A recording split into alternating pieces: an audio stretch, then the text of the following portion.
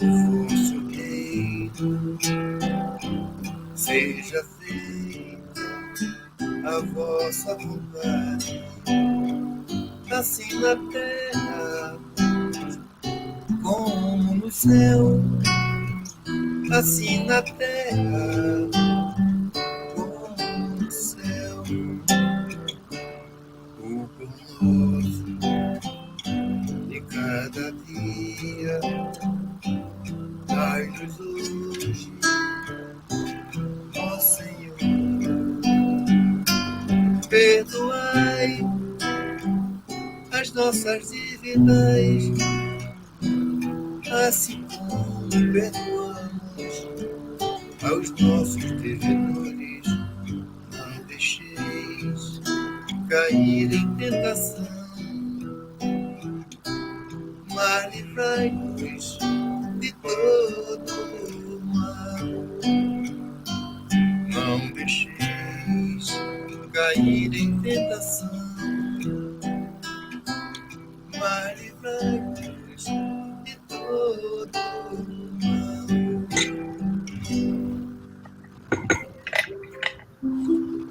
Good morning or good afternoon, everyone. We are here again this week with another presentation by the United States Spiritist Federation. For those who have been following us, we have been for quite some time already inviting guest speakers from all over the world to come and to visit us and to give us a talk on subjects that are very much related to our needs today. So today we have our dear friend Anne Sinclair. I met Anne 27 years ago when I used to live in London. And it was a great time. It was a time of great exchanges, of, growing up together in terms of spiritism. And it's great to see both of us here after so many years and decades. Very soon it's going to be 3 decades, right? And but it's still committed to the work that we are doing.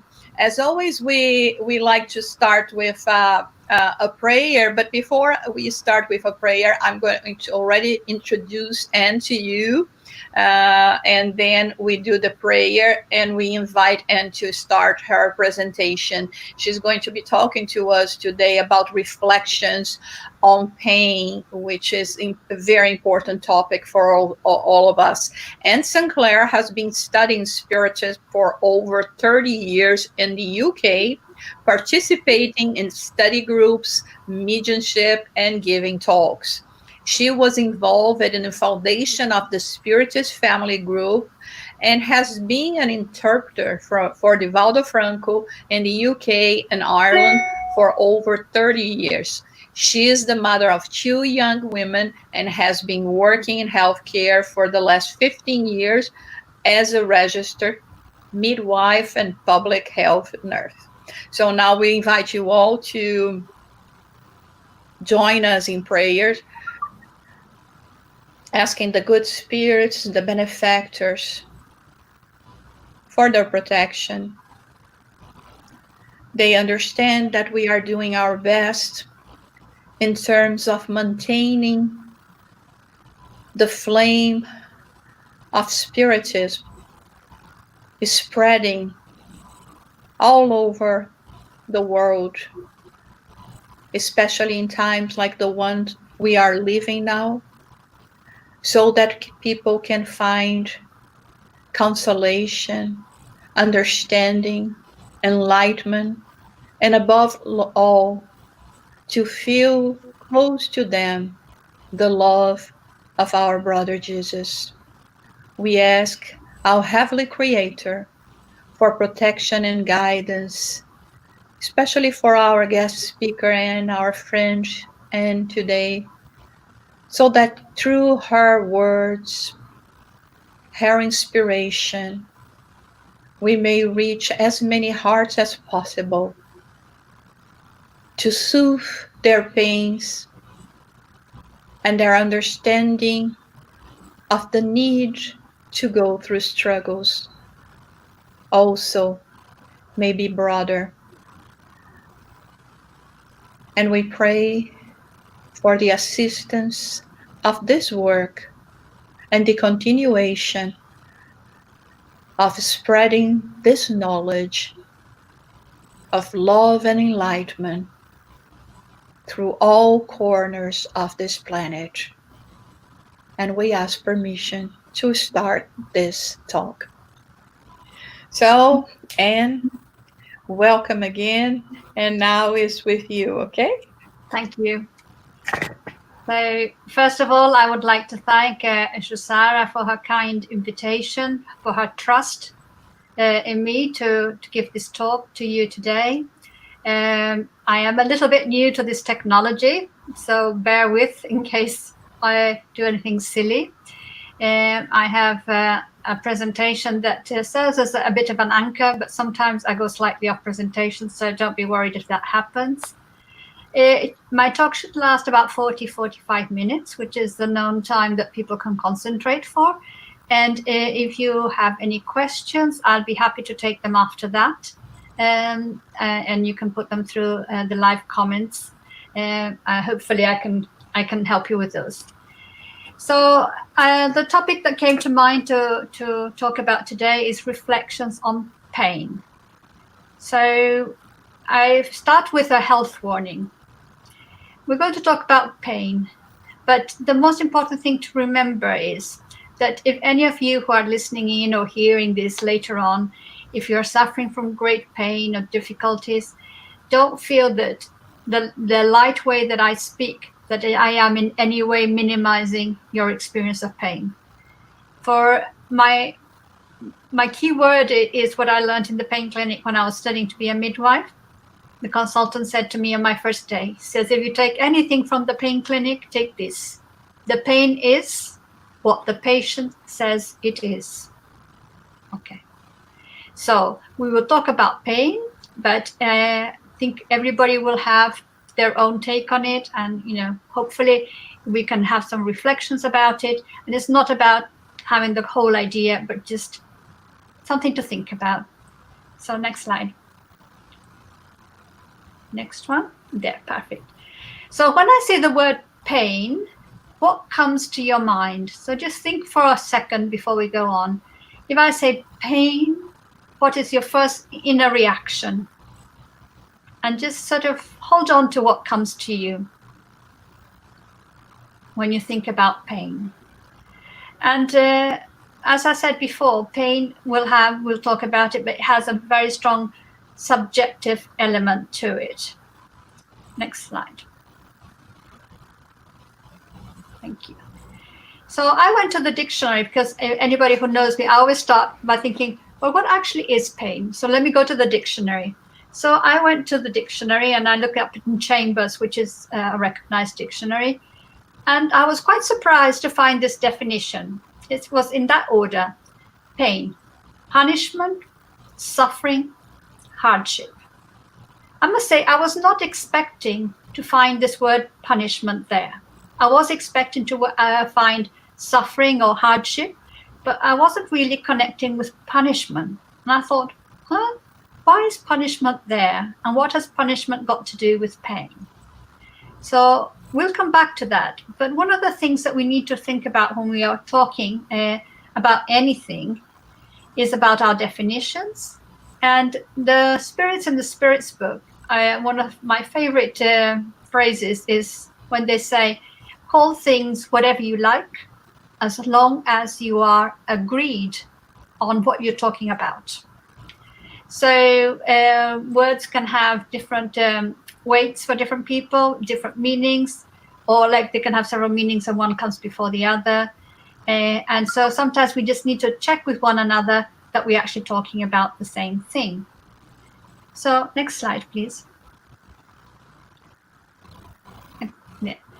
So I started looking further about definitions of pain, and the International Association for the Study of Pain, it's an association that is very focused on it, has given me an interesting definition there, which says it's an unpleasant sensory and emotional experience associated with actual or potential tissue damage. So this is a little bit sort of more relating to the biological, I think, to the body, talking about tissue damage. But it says unpleasant sensory and emotional experience. So those are kind of two key words there, unpleasant and experience. And that made me think, okay, so we're talking about, in general, when we say the word pain, most of us will have some kind of negative thought about it, thinking, oh, this was something unpleasant. So I can kind of connect with that. And I can connect with the fact that it's an experience that is something quite subjective. So let's just think about it a little bit further. So next slide, please. So, is pain a bad thing? What do you think? What is the reason that we have pain in our lives? Physical pain, emotional pain? And looking everywhere, we think about the world we live in, where there is pain everywhere. There is not one human being on earth that will go through life without suffering some type of pain. So I say pain is part of our condition of being here on earth, of being human, of undergoing some kind of pain. So without being masochistic, but thinking actually, well, pain is part of our humanity. So what is pain actually doing? What is the function of pain? Why do we have pain? And I think of like in the Old Testament saying there will be gnashing, there'll be, crying and gnashing of teeth in the valley of pain. That's us here, who will be born in the valley of pain. So we can see that this idea that pain is inherent, existing in our lives, goes all the way back in history. This is something that we are carrying with us. So I was interested to think about how do we think about pain nowadays in the 21st century. And because if we think in the past, maybe people had less chance of doing something about their pain, or maybe not. But here now we have the advancement of lots of science, and we have some ways of dealing with pain. And how is that actually working for us? So next slide, please. Oh, one before that one. Thank you. So one of the difficulties when we're talking, I will start from the biological and go to the emotional, okay? We'll do that journey in that direction, because I think most of us can immediately connect to physical pain. It's okay, we all have had experiences in our childhood when we've fallen over, we've scratched our knees, they've been bleeding, or broken a bone, or we've had toothache, or we've had whatever, we've had a disease, an illness that's caused us pain. And in order to know how much is your pain, how bad is the pain, there was never any way to measure it. So they kind of come up with this kind of easy guide that we can see there, with smiley faces going from smiling to crying, saying no pain to unimaginable, unspeakable pain. And so that then the doctors or the nurses would ask, can you show me here from a scale of 0 to 10, how bad is this pain? And so what will people will do, they'll say, oh, it's a 5 or it's an 8. So for the same injury, same type of injury, different people will have indicate different types of faces there. So some person might break a foot and they might say, oh, my pain is 5, but another person might say it's 9. And so that's the important part when we're thinking about physical pain, is going back to the first thing I said, the pain is what the person says it is, because it is a subjective experience. So you can't say to somebody, no, your pain is not that bad, because it is what it is for them. So you need to learn to say, so you're telling me that your pain is a 9, or you're telling me that your pain is a 4, and I accept that. Whether I think, oh, if I broke my foot, oh, I would think it's a 5. That's irrelevant to the person, because they're the ones suffering the pain. So when we think about it in that way, so that we have an empathetic way of looking at pain and helping people to say, so in their experience of pain in their life, they're saying, oh, I broke my foot, it's hurting like an 8. It's the worst one I've had so far. When I scratched my knees, it was more like a 2 or 3, it was less. And so people will put their different experiences into this kind of grading, and they will do mentally, they will think about where the pain sits. But let's go on to the next slide. Oh, one before, there. So we're talking about pain associated with the physical body. So as Shusara said, I mean, my background is I'm a midwife. So a lot of the experiences of pain I have relate to childbirth. And I also had 2 children. So childbirth for some people is considered the worst pain in the world. But for other people, they have their babies with no pain. So interesting. So we're thinking about what people call pain. So our physical body, which we can relate to because we are in a material world, and as much as we are spirit using a physical body, sometimes we are more aware of our physical body than of our true nature. So we've been living this material life in this material physical body, and this is what's become more familiar to us. So let's think a little bit about pain functioning in our body. So we could say, I mean, there are different ways of classifying pain, and you can read many different books. But thinking about this is I'm taken from books on childbirth. So firstly, you could say you can have a physical trigger. So nociceptors, these are receptors on our skin or our muscles or on our joints that will send a message to the brain saying, alert, alert, pain. Something's going on here that might damage the skin, might damage the nerves, might damage the muscles. So if I was going to step on a nail, or if I was going to put my finger in a fire, and if I didn't have a reaction of pain, I put my finger in the fire or stepping on the nail, I wouldn't think about it, I wouldn't care about it, and I would injure my finger or my foot in such a way that could be detrimental to the functioning of my body. So the impression that nerve sends from the place where the action is happening up to the brain and back down again makes me remove my finger or lift up my foot and go, ow, and like say, that's not good, I won't be doing that again because I had a reaction of pain. And this is a basic functioning in our body that helps to preserve the integrity of our body. There are people who might have a condition in which they don't feel pain, and then they have a serious problem with injuries all the time, because having the pain protects us from injuring our body.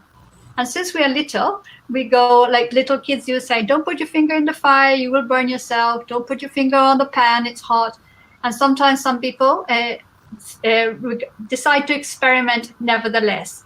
They will experiment, they will hurt themselves, they will be burned or hurt, and then they will say, okay, even if they decide that they will do it again, their body will react because already you have that learning that is not good for your integrity. We also have another type of pain, which is called like visceral pain, like if you're having a heart attack or you've got a stomach ache, something to do with the organs inside. And that is also telling you something's not good going on here. You need to give this attention. You need to take some action, or you need to, in the case if you got a tummy ache because you've eaten too much, you need to stop eating because your digestive system can't take it anymore. So you can have different types of visceral pain that have also a function that are alerting you that either something's not right or that you need to take some action to protect your body. There are also other types of physical pain which are non-nociceptors, so it's like neuropathic kind of pain, and sometimes to do with the nervous system and so on. So these are physical triggers. So we would expect that the majority of bodies on the earth, human bodies, will have a similar kind of reaction to these triggers, if you like. But then we have as much as the impulse goes from the point where it's hurt up to the brain, there is some interpretation in the brain about how bad is this, how serious is this, what do I need to do about this? And these psychological triggers, they are linked also to our culture, to our environment, to our conditioning, to our personal life experience. So it might be that somebody's had a negative experience with something in the past, in early childhood or something, and then every time that they see, for example, that object or something, they can have a reaction like of pain, and because of their history of their experience.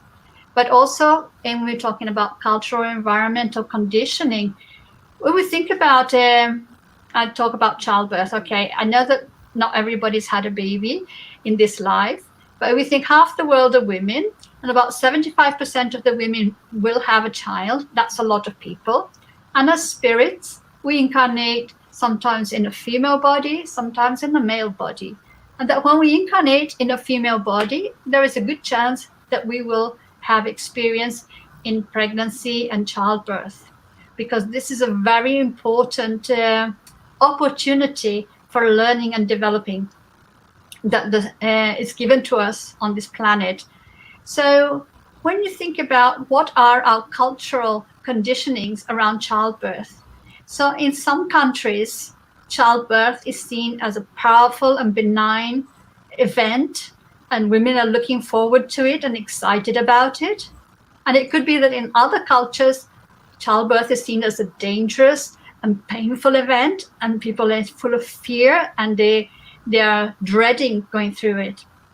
So childbirth in bodies it's the same experience. I mean, of course, there are individualities, but we can see how the cultural and environmental conditioning will affect your interpretation of that event. And that is using the example of childbirth, but it could be for anything. So it could be that in some cultures, some event is more painful. And then I give you the example, if you have children, maybe this is quite comes to mind. When you have a little 2-year-old or 3-year-old, and they're walking, they're running, and suddenly they trip over and they hurt their knee. And they fall, okay, they feel some pain, they feel some sensations. And then they turn around and they look at the parent. Look at mommy's face or look at daddy's face or whoever. And they're looking for some clue. How bad is this? And then the mother goes, oh, my baby, starts crying and everything. And then the child starts crying too. And then they both cry. But if you say, oh, sorry, darling, you hurt your knee. Let's come and clean it. It's fine. It's all good. Then they will feel reassured that it's not that bad. And that's about the interpretation of, okay, it's a bit painful, but it's not that bad. And it's okay. We'll dress you up. You're all good. Okay, let's go on running again. So that kind of cultural element in which we are determining, we don't realize how strong the influence of the parents is on that young child in terms of interpreting what is dangerous, what is not dangerous, what's painful and what's not painful. That reminds me of another situation about what is painful and not painful, and interpretation is. In my job, I used to do a procedure where you prick a baby's foot and take 5 drops of blood on a card to assess for some conditions. And I was doing this for children that were already up to 1 year old. So sometimes they were more or less big enough. And I had to prick the foot. So it's a needle going in your foot, down the heel, to get some blood. Okay. So if I did that to you, okay, it would be a little bit painful, but mostly you could tolerate it. But some parents, I would say to them, how are you going to be with me doing this to your baby?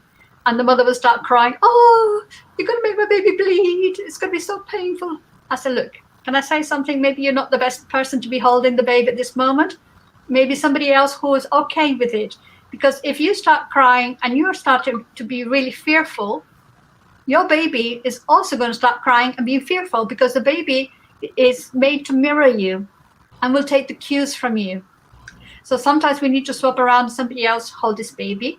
And I'll say to the baby, I said, look, I'm going to prick your foot. I'm going to take some blood. It's going to hurt a little bit, but it'll pass very quickly. And it's all for good reason, so that we can see if you need any treatments. Okay, so I explain all this, as I've just said it, to these nonverbal babies, because I do really totally believe I'm talking to the spirit that goes there. And I tell you, half those babies, sometimes they'll crumple up their face. Other ones, they don't cry. They don't cry. They're okay.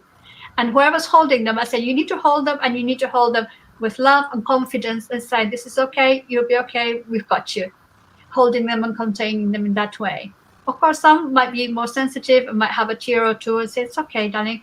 You know, the pain will pass quickly. We'll put a little plaster and you'll be okay.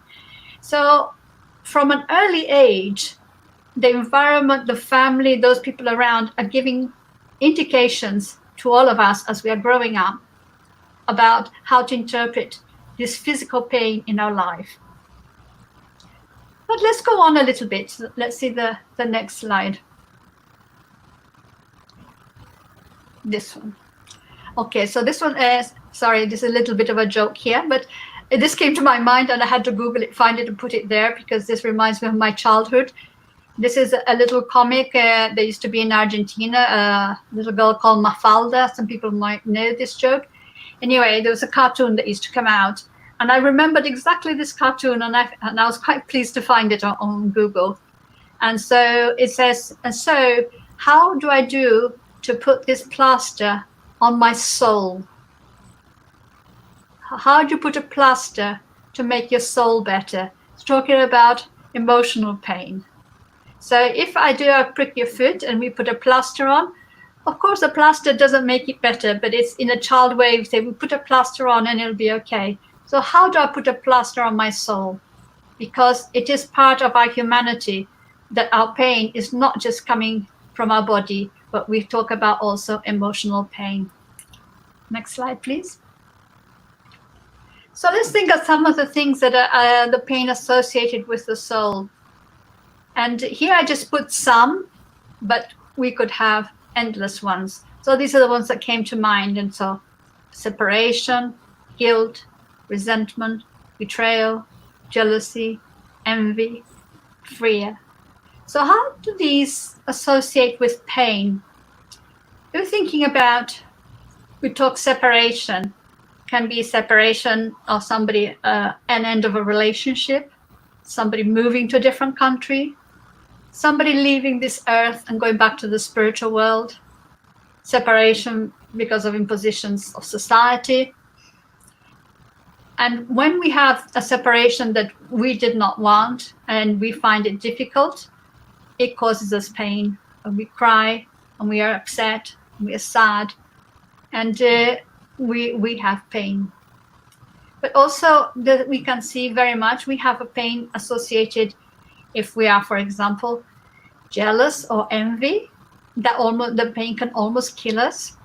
And one of the things that occurs to me when I think about pain associated with the soul, and thinking all these things, they cause us real pain and like real, how can I say, difficulties. And one of the things that I think about is also, sorry, making these references to families and childhood, but if you've ever had a 2-year-old or thereabouts little child, and they want something and say, yeah, whatever, and you say, no, you can't have it, I'm sorry. And then they have a tantrum in which they start screaming and yelling and go into a rage and throw themselves on the floor because what they want, they can't have, and they don't have the power to get it for themselves because they're not in control. The parents, hopefully, are in control. Their real sort of rage and pain and their lack of control is like painful almost to watch. But it's for us to pick them up and hold them and help them to find a way out. Well, I will say that sometimes as adults, we can see that tantrum going on inside that adult. Well, sometimes it's going on the outside as well. Sometimes some people's pain is such that they get so angry that they throw things and that they lose their control.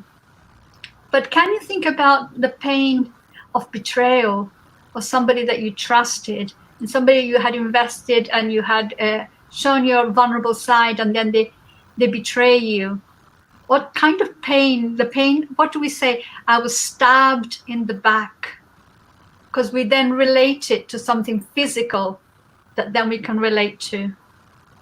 And when we think about people who are jealous or have envy, I say, oh, I was so envious it made me sick. but it made me green. Or thinking about resentment and saying, oh, I'm so angry, I could burst, or I could be apoplectic, or something like that. And guilt eats me up inside. So can you see we're making associations with kind of physical sensations, because that's how we can relate to it better. But what the spirits suggest to us, and of course it is the truth, is that the pain associated with the soul, this pain is way worse than the pain from the body, making no kind of saying, and not minimizing any physical pain at all, but I'm just saying the pain associated with the soul is a pain that you carry for longer, and it's a pain that is more difficult to deal with. So let's have a look at the next slide, please. So I put this slide here just because it helps me to connect the idea that I am spirit in a physical body. But I have, as the spirits have told us, we have an intermediary body, which Allan Kardec called the perispirit, and that connects our spirit to the body, that envelops our spirit in the spiritual world. So when thinking about this connection of our body, our perispirit, and that the fact that we are spirit commanding all this, and that we are immersed in an environment, and that this environment is affecting us, so we can see that from there are coming the impulses of pain from the outside world that are coming in through our body, and that are affecting our soul, are impressing these impressions of pain that we have. They are coming through to our soul, but also the pain that we have in our soul is coming through on the reverse way and manifesting in our body. So we know that if we have emotional pain that we carry for a long time, we will end up having physical manifestations of it in our body. Some organs will become diseased, and people of different holistic orientations might make connections between certain emotions and certain diseases or illnesses. Doesn't important here which exactly, but just thinking that yes, if I am carrying those unbalanced and difficult emotions, if I can't process them, they will impact on my body, because it's a coming and going between the outside and the inside. So the physical pain is coming, if you like, from the outside in, from the body, and the emotional pain is coming from the spirit to the body. It's going in opposite positions. So this is affecting us. And as I said before, we can't really expect to be on earth and not have any level of pain. But why is that? Because pain is helping us. So it's talked about the physical, that the pain is protecting us from harming our body or alerting us that there is an issue that, in our body that needs attention. But what about the emotional side? What is our emotional pain? How is that helping us? And it's helping us to re-educate ourselves, or better, to educate ourselves. Because it was saying, if I have been betrayed and I feel like I've been stabbed in the back and I feel this deep sorrow and pain, that is teaching me not to do this to somebody else, because it's not nice.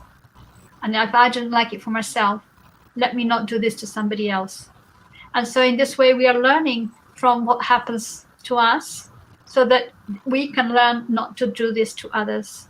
Because at the end of the day, the things that harm us are the things that we do. The things that others do to us, they harm them. I know that sometimes it's difficult to accept this and say, no, but they hurt me. Yeah, but their hurt that they can give you is a temporary hurt, because you can forgive them and that can be released. But what you do, it will give you guilt, and it will give you a guilty conscience, and then you will have to deal with that, and you will need to re-educate it. So when we're here on earth and we are in a process, let us think that we are in a process of evolution, and we are learning. And sometimes we learn a lesson and we think, yeah, I've got this. I passed this test, good on me. But then it will reappear in our lives later on. And sometimes we don't pass.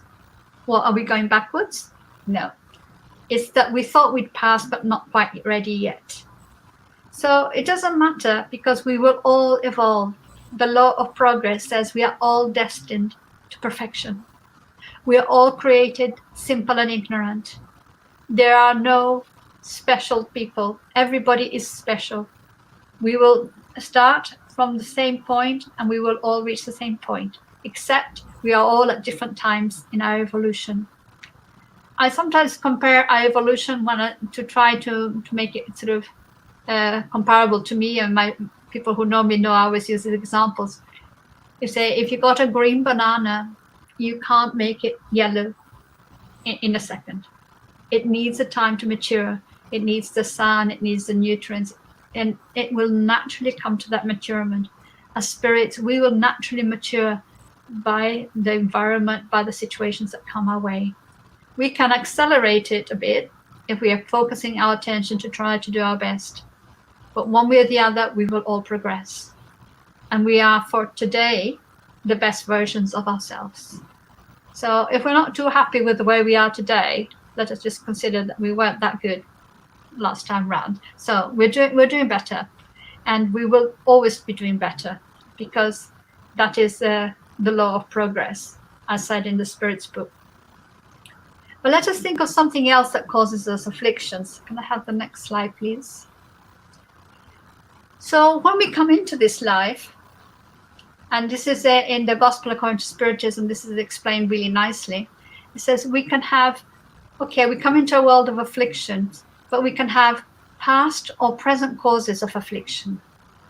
So when we come into life as a little baby, we can be bringing with us certain lessons that have a reason to be there, because it's something we're bringing from our past. We forget our past when we are incarnate. Doesn't matter. So if we have, and I just want to talk a little bit about the law of action and reaction. And it really gets me in the wrong way when people are like action and reaction. They're still sort of in a mosaic kind of law, or they wanted to go an eye for an eye, a tooth for a tooth. The law of action and reaction, God's law, is not that black and white. It's all full of different nuances. So we never know exactly. But if we have issues from the past we need to address in this life, they will come through quite often. They can come through in our DNA. They come through in our body to help us. So we might have restrictions or limitations, or we might have potential for disease in our body that might cause us afflictions. But we also have the present causes of afflictions. And the example they give, so if I eat too much today, if I eat very fatty food and lots of beer or something, I will get a tummy ache. So that's no divine intervention. That is a result of my actions. And I have caused this affliction to myself. So depending what I do, I can cause myself pain by my behavior. So then I can say, I will try to eat less, or I'll try to have a healthier diet, and then hopefully I will not suffer from abdominal pain. Or you can do other examples as well. So sometimes we are causing our pain today. So sometimes some people, and like Divaldo always talks about it, lots of people talk about it, we're talking about our levels of consciousness. I always remember back in the 1970s, my father had cancer. He had cancer, amongst other, of the lungs. And he went to see the oncologist. And the oncologist who was going to provide the radiotherapy for his lung cancer was smoking. And on his desk, he had an ashtray. So this is a lack of consciousness. He is an oncologist. He is treating lung cancer, yet he is smoking. Nowadays that doesn't happen anymore, hopefully. But in those days it was. So what is that telling me? He knows that smoking causes cancer. He sees the patients with cancer, yet he can't really incorporate that into his own behavior, because yet he smokes. So there's no point everybody telling him, oh, you shouldn't smoke, you shouldn't smoke. He needs to have that consciousness, that to awaken, to say, yeah, smoking causes cancer. I'm not doing it anymore because I choose to have healthy lungs. That has to be a choice that comes from within. So sometimes people want to help their family, their neighbors, their loved ones to have a better life and, impose it. So you can provide a good, healthy environment, but the consciousness comes from within. And that person needs to awaken as maturing to realize. And when that happens, it's very easy to stop having these behaviors that cause you pain. But if you're struggling with it, it's because that penny hasn't dropped yet, as we say. You're still trying to really awaken the consciousness regarding that question. So we know that from nowadays that, you come into an incarnation with a body, you come in with potential for illnesses already in your DNA. But now epigenetics tell us that not everything is set in stone. So you might come in with a potential for diabetes or something, but you might choose early on to have a healthy lifestyle. And that potential, that they call the gene turns off, and you might not develop that illness. So you might save yourself a lot of pain, of physical pain, of illness, because you have made positive action. So it's always thinking about our body is coming in with some potentials, but we have all the time, we are interacting and making decisions which might cause us pain or not. But one thing we say, it's like we will all make mistakes, and we just have to accept that, because we are not perfect. We are not perfect because here we are in a it's next slide, sorry. Next slide. Maybe. Joe, next slide. Okay, never mind. So it says, in my Father's house, there are many mansions. So we live on Earth, our beautiful blue planet, blessed planet where we have this life. But this is a land, an Earth, a planet, what the spirits say, of tests and expiation, tests and atonement. And they say we are progressing and we are moving up in the scale of worlds to one of regeneration. But the world that we've been living in is a world of where there is a lot of pain, because the pain is helping to re-educate us. So we cannot be free of pain. We will have pain somewhere along the line, but we can reduce the amount of pain we have by trying to make better choices. But we will make mistakes, and through the mistakes we will learn, because this is a school, and we learn through our mistakes. So sometimes when we make a mistake, so if we think like sometimes a small child, if they make a mistake, they're really upset and they cry, and their pride is hurt. So their pride hurts more than the mistake they made. So we are working with that as well, accepting where we are in the world, what is our position in evolution, and really starting to awaken and to get to know ourselves. And so saying, if something didn't work out, say, reflect on it. What could I have learned with that? Let me see, if this happens again, how could I do this differently? Or what was good or what was not so good? Without chastising yourself, without being angry and say, oh, I couldn't have done that, I should have been better than that, what an idiot I am. No, saying, okay, I haven't got that yet. I need to be looking at this to see how I can improve with this. And just having a more loving relationship with ourselves and with our learning. So I put this, just taking this from the Gospel according to Spiritism as well. So the Spirit suggests to us in question 625 that Jesus is our model and our guide. So saying, the same way he said, everything I do, you too can do and more. He's showing us the level at which we can arrive here if we follow what he taught us. We struggle sometimes to understand what he taught us because it's been caught up in religious teachings and politics and all kinds of different things, and used for not necessarily good intentions. But we can go back to what Jesus taught us and take the essence of it and try to see what was he trying to tell us. So first it's telling us, in my Father's house there are many mansions. There are many different types of worlds. And so if we are in this world, it's because this is the right world for us. We're not in the wrong world. And if we think everybody else here is no good, what, are we the only saint here? And then think about, okay, so we can start to get to know ourselves a little bit better and think about, where are we putting the focus of our attention? When we have pain, if we focus on our injury, on where we have the problem, our pain is exacerbated. If we move our attention elsewhere, then the pain will still be there, but it won't be occupying our mind as much. So we can be looking at living on earth and trying to see, where do we want to put our focus? But also, strangely enough, Jesus says something which is, blessed are the afflicted.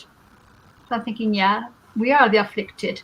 We are afflicted by physical problems. We are afflicted by emotional problems, by society problems. And the moment we are very afflicted with this virus that has come and caused us to stop our normal life.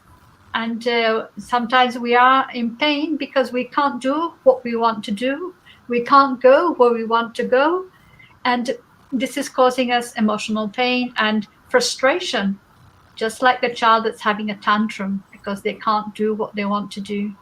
They're thinking, okay, so this is being brought to us as a lesson. And if we don't look and see, what am I learning from this? What happens with the lesson if you don't learn it? It will repeat. God's not in a hurry. Repeat as many times as necessary. So when it says blessed are the afflicted, means that while we're going through the problems and the pains, this is teaching us something.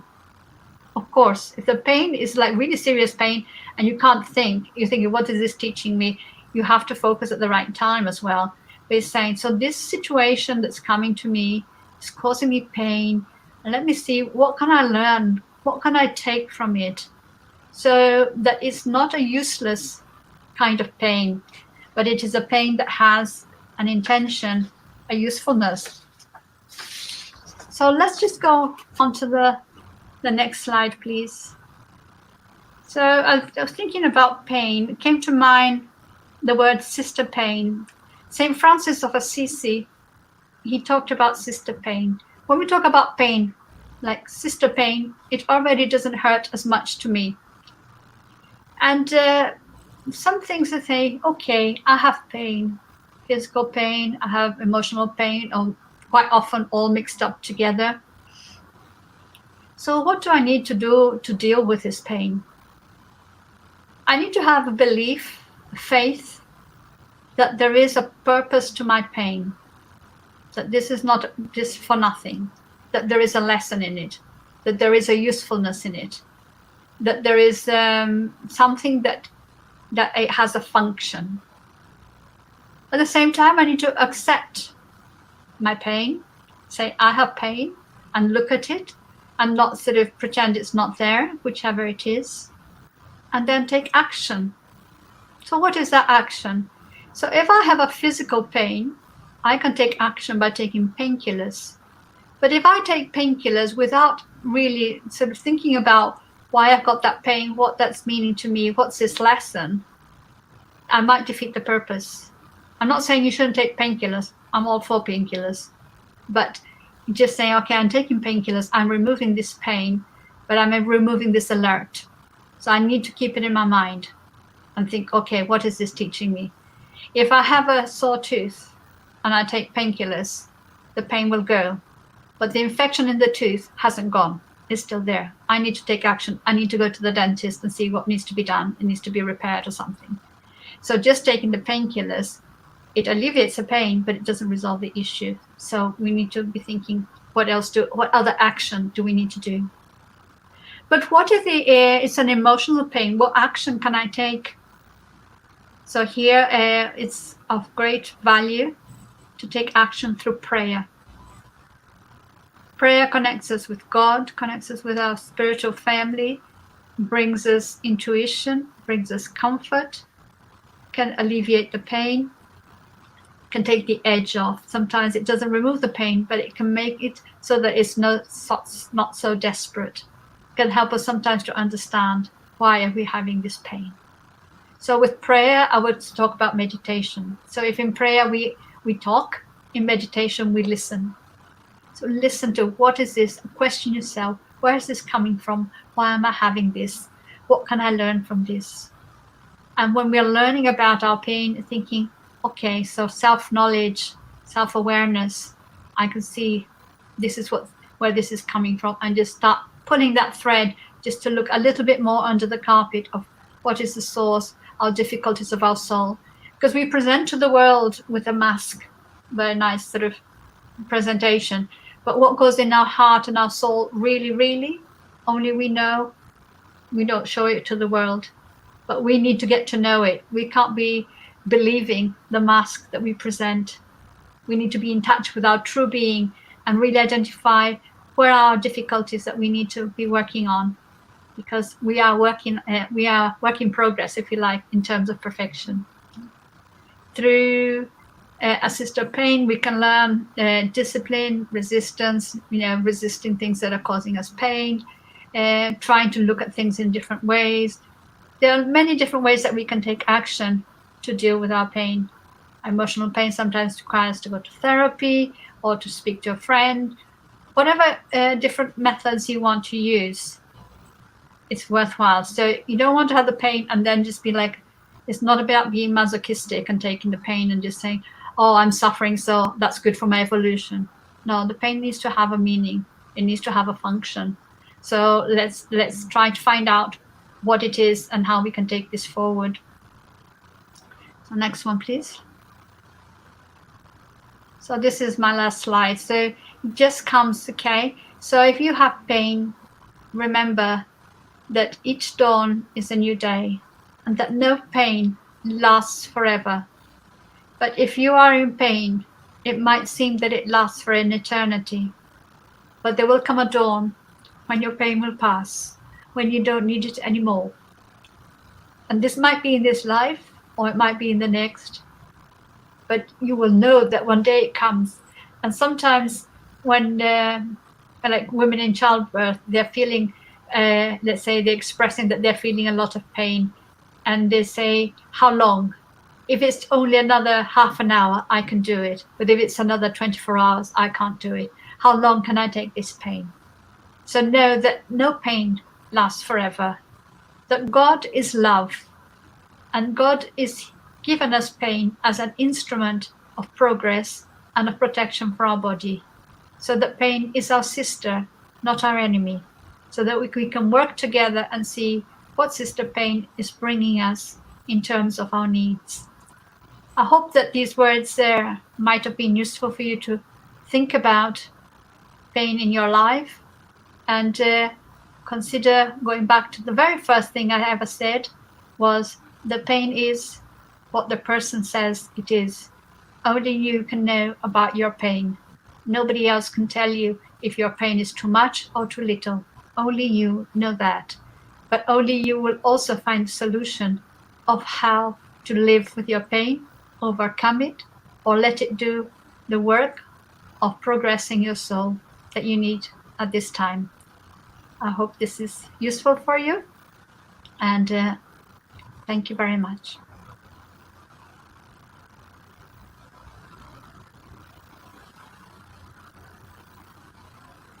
You're mute. Yes, thank you so much. And that is so much for us to think about it. And I think it's so appropriate that you have chosen this topic to talk about it today, because as we know, the whole world is in pain. And it has been difficult for everyone to deal with that: emotional pains, physical pains, spiritual pain. And we have a few questions, if I could start asking you. Yeah. Well, one of them actually is related to what we were just talking.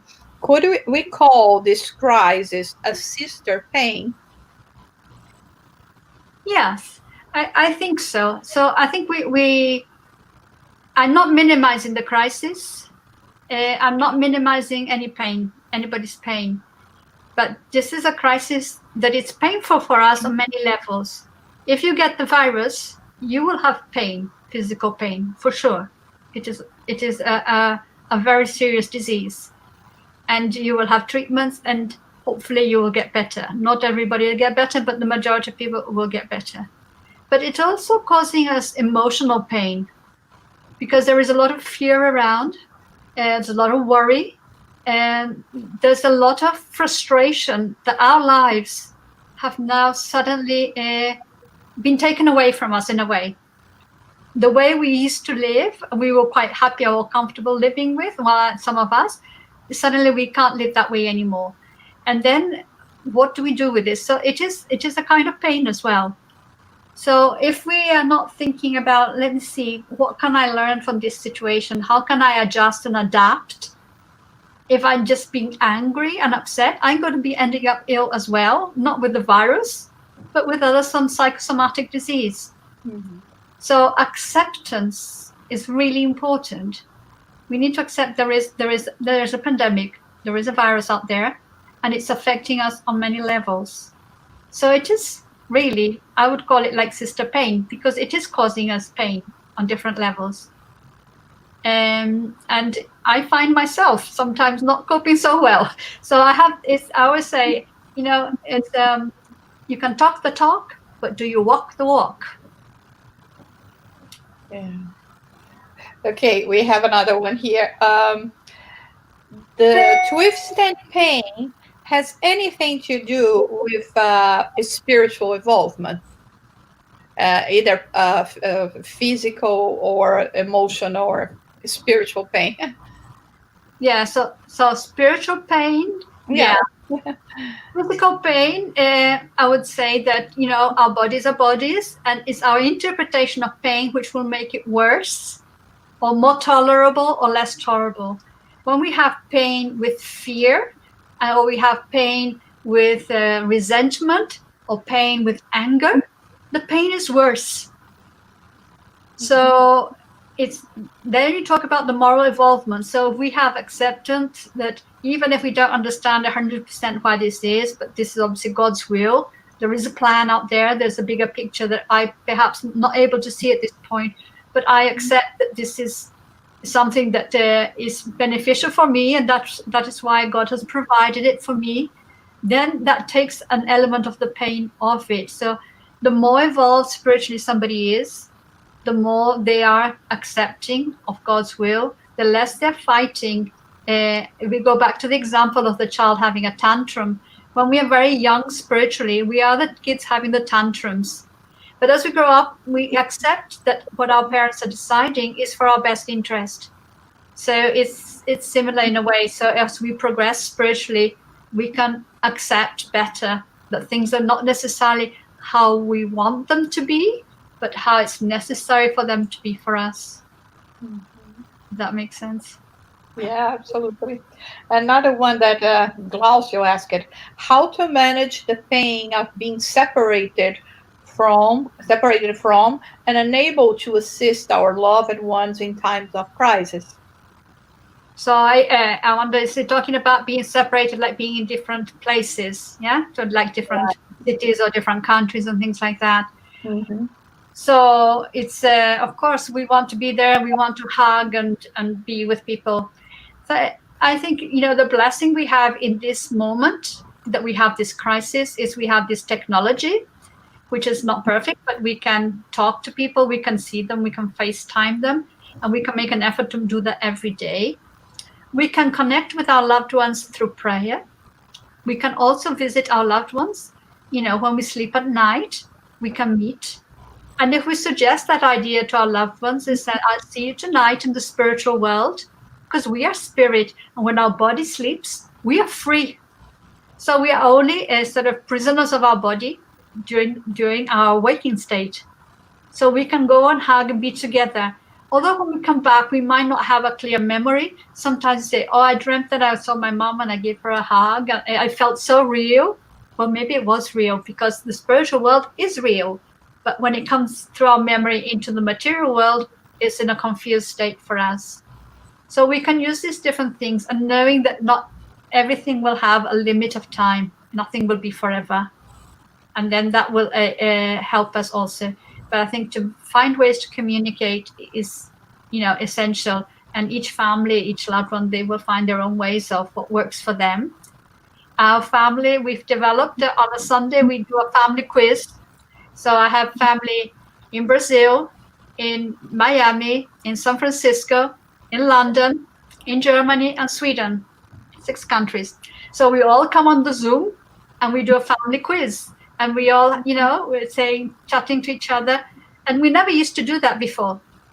It was a crisis that made us think of a way of coming together.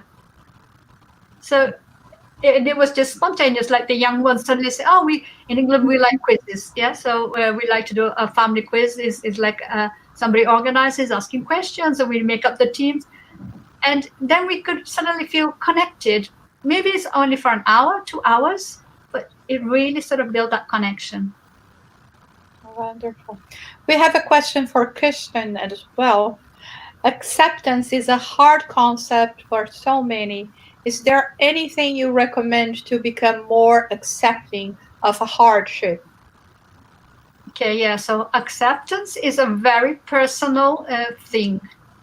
And if you think that something is really hard that's happening to you, then it's different ways how you can think about it. But you think, okay, I don't want this happening to me, but could this be happening to somebody else as well? And then could that open up my empathy for my neighbor who I never realized might be going through a similar situation?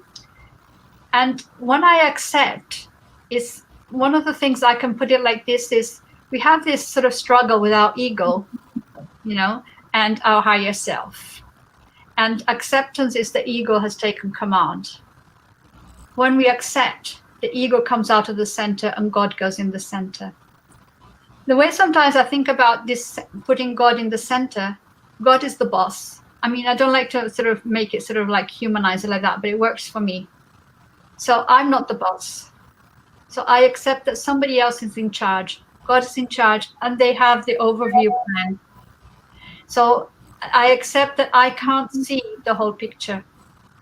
When I start to work it like that, it works for me. Okay, I can't see the whole picture, but there must be a picture. There is a plan here somewhere, and I accept God's will. When you accept God's will and you accept that God is at the center of your life, but God inside, everything becomes lighter because you give it to God. You take away, in a way, the responsibility for fighting and everything. I say, let me do what you want me to do. And it connects very much to this idea of St. Paul, when he says, it's no longer I who lives, but Jesus who lives through me. And when Jesus said, I and the Lord are one. So that for me is that you are in connection with the divine and that the divine is flowing through you and it's not your ego that's taking command of things. And then you can accept better because they are not coming from a place of the ego, if that makes sense. I don't know if I explained that very well, but Absolutely. We have more of a physical pain question.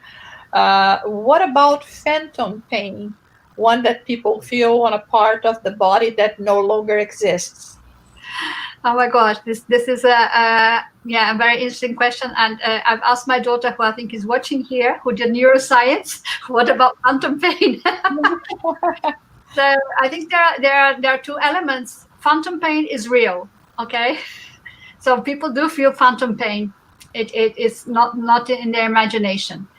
There is perhaps on a physical level, there is an explanation, which I don't know if this is the only explanation, but that the nerve, for example, if you have, let's say, an arm amputated, so the arm is no longer there, but the nerve that came down and served the arm and that was severed here, then that nerve carries on growing. So here, going here. So that sometimes by touching here, you have the impression of touching the hand because the nerve is still stimulating the brain, the image of the arm, because your brain doesn't recognize the arm is not there anymore.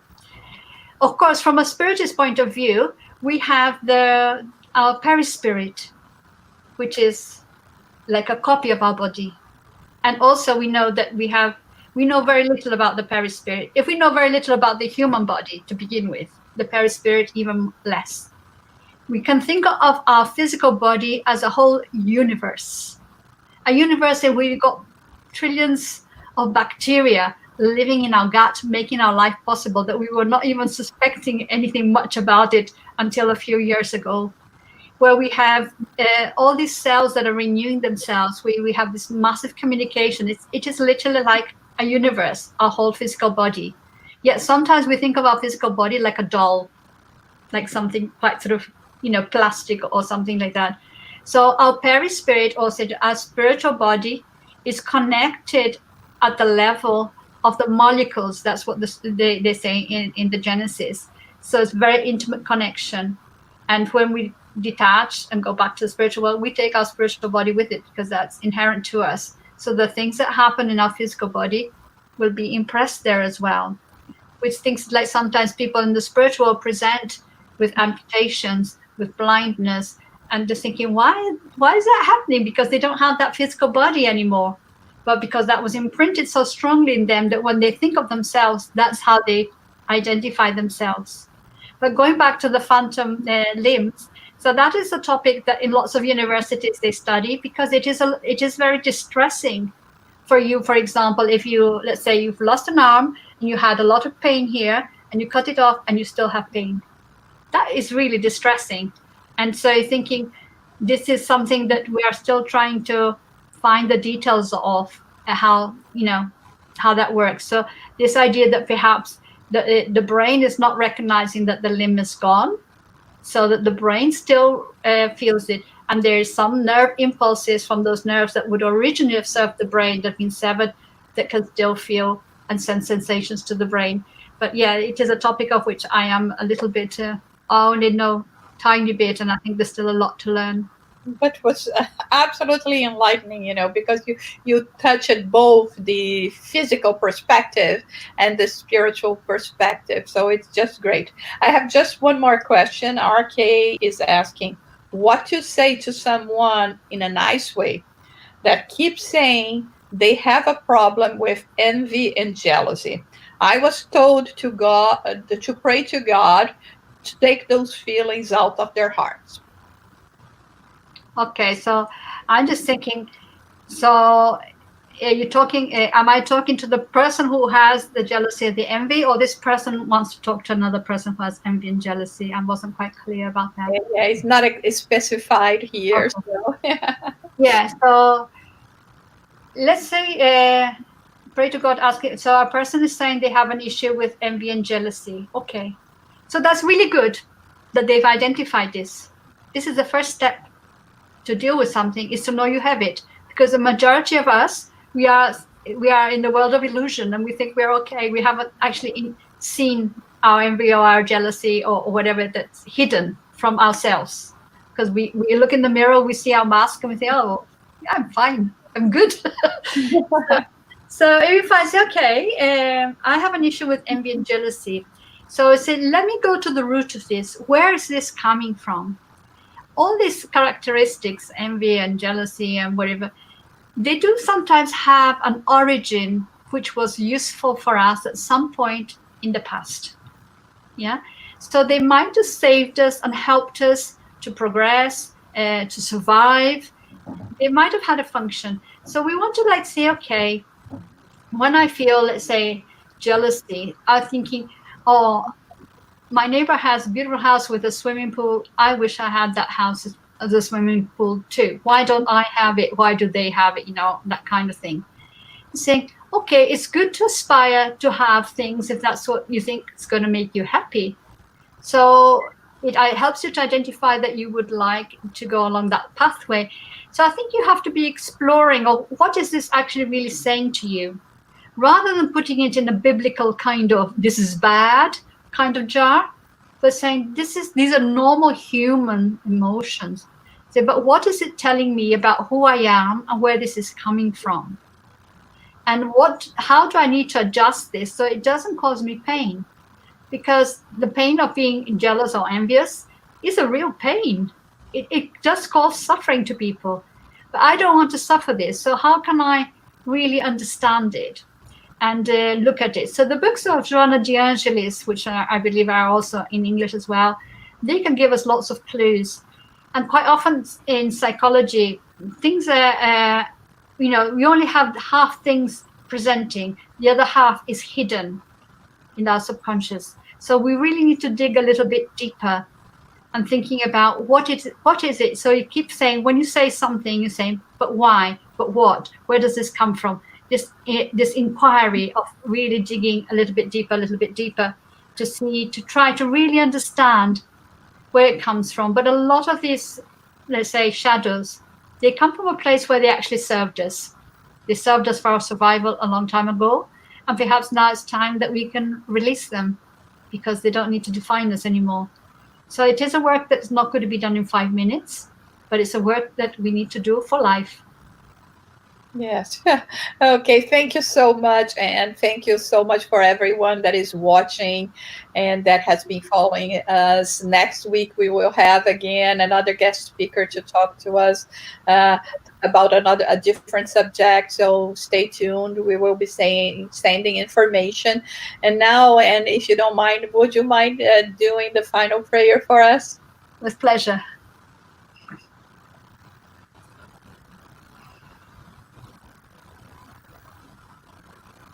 So at this moment, I'd just like to connect with all of you, and that together we connect to God. God, Creator, Father, presence of love and light in our lives. Help us, Lord, to understand each day a little bit more about our needs and how to fulfill them, but also the needs of others, our brothers and sisters on the pathway, extending love and solidarity all around. We pray, Lord, for those who are suffering more even than we are, for those who are in hospitals, in intensive care, those who are struggling to breathe the essence of life, those who have nothing to eat, those who are suffering violence, wherever our brothers and sisters are in pain or suffering, may your angels visit with consolation and hope through the hands of the incarnates and the voices of the spirits. May we all come together to work in bringing this planet into a higher place, where love and fraternity, solidarity and light, health and peace become the norm. Until that day, Lord, give us strength and purpose and commitment to keep focused on our pathway, with gratitude in our hearts for all we received, for all that you offer us. We thank you, Lord. Amen. So thank you so much. And for all the mothers throughout the world, happy Mother's Day tomorrow. Oh, yes. Right? It's going to be a different one, but still we are going to all to be united by our hearts. Thanks for watching again, and until next Sunday. Okay. Thank you very much, Susanna. Thank you.